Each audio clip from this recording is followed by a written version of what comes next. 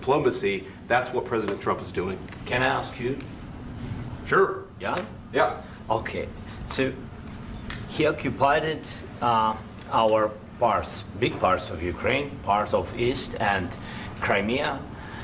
So he occupied it on 2014. So during a lot of years, so I'm not speaking about just Biden, but those time was Obama, then President Obama, then President Trump, then President Biden, now the President Trump, and God bless, now President Trump will stop him. But during 2014, nobody stopped him. He just occupied and took. He killed people. You know what the contact line? 2015. 2014. 2014 and 2014. 2014. Yeah. So I was, he killed, I was not here. Yeah, but That's exactly but, right. Yes, but during 2014 till 2022, yeah, the situation the same. The people have been dying on the contact line. Nobody stopped him. You know that we had conversations with him, a lot of conversation, my bilateral conversation, and we signed with him, me, like a new president. In 2019, I signed with him the deal. I signed with him, Macron and Merkel, we signed ceasefire. Ceasefire. All of them told me that he will never go.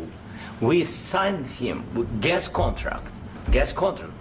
Yes, but after that, he broken this ceasefire. He killed our people and he didn't exchange prisoners. We signed the exchange of prisoners, but he didn't do it. What kind of diplomacy, JD, you are speaking about? What do you mean?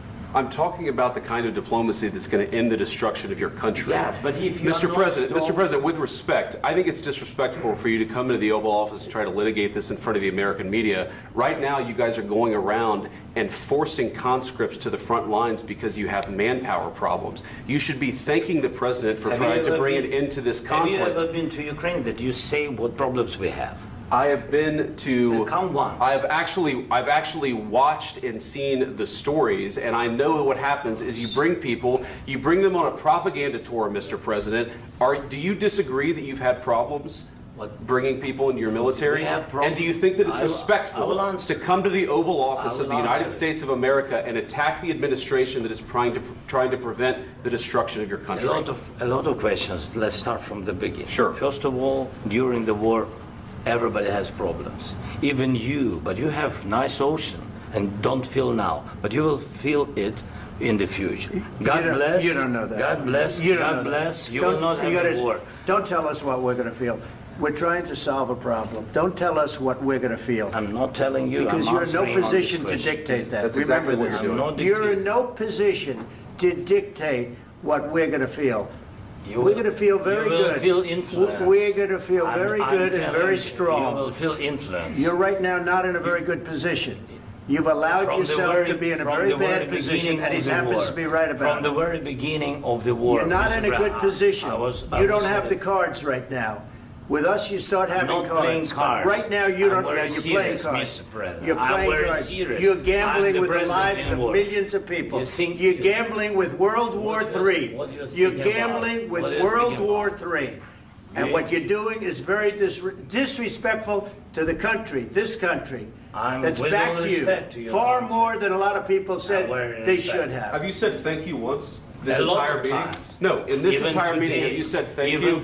You went to Pennsylvania and campaigned for the opposition in October. Offer some words of appreciation for the United States of America and the president who's trying to save your country. Please, you think that if you will speak very loudly about the war, you can... He's not speaking loudly. He's not speaking loudly. Your country is in big trouble. Can I Wait a answer? minute. No, you've done a lot of talking. Your country is in big trouble. I know. You're not winning. You're not winning this. You have a damn good chance of coming out okay because of us. Mr. President, we are staying in our country, staying strong from the very beginning of the war. We've been alone, and we are thankful. I said thanks you haven't in been this alone. cabinet, you and haven't not been only alone. in this cabinet. We gave you, through this stupid president, $350 billion.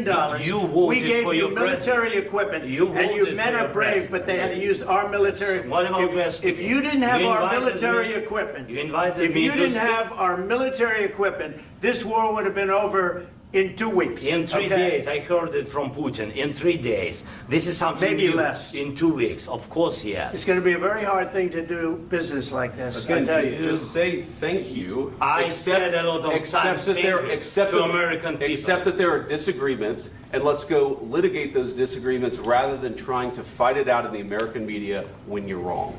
We know that you're wrong. But you see, I think it's good for the American people to see what's going on. I understand, sir. I think it's very important. That's why I kept this going so long.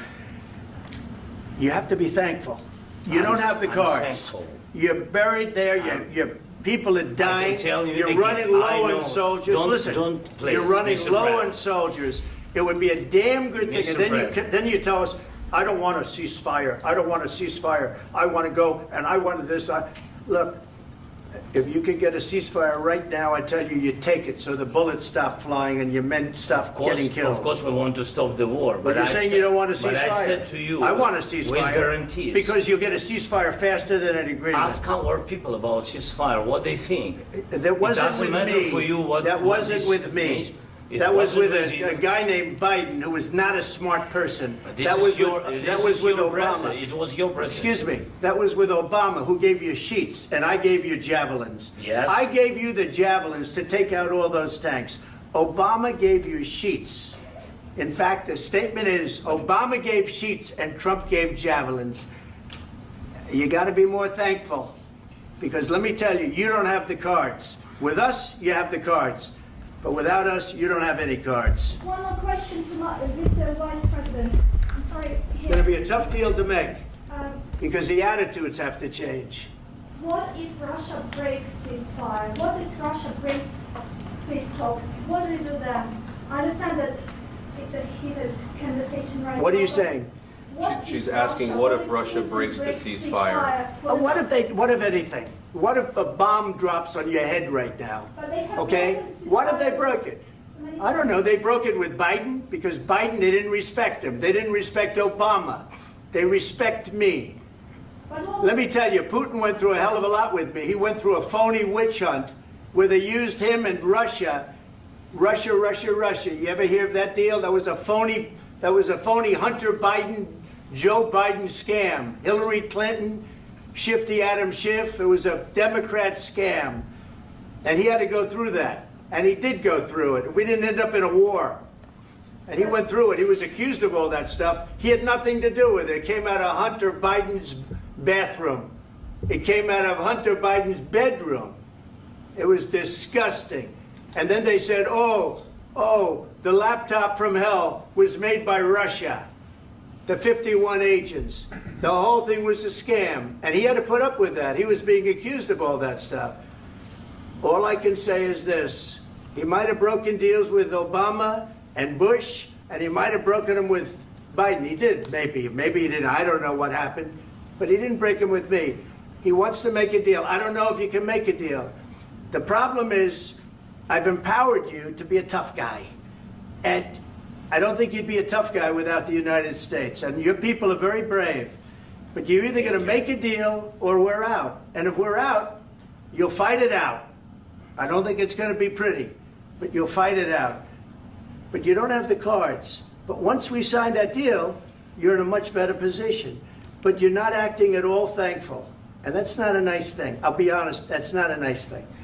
All right, I think we've seen enough. What do you think? Huh? This is going to be great television, I will say that. All right. We'll see what we can do about putting it together. Thanks.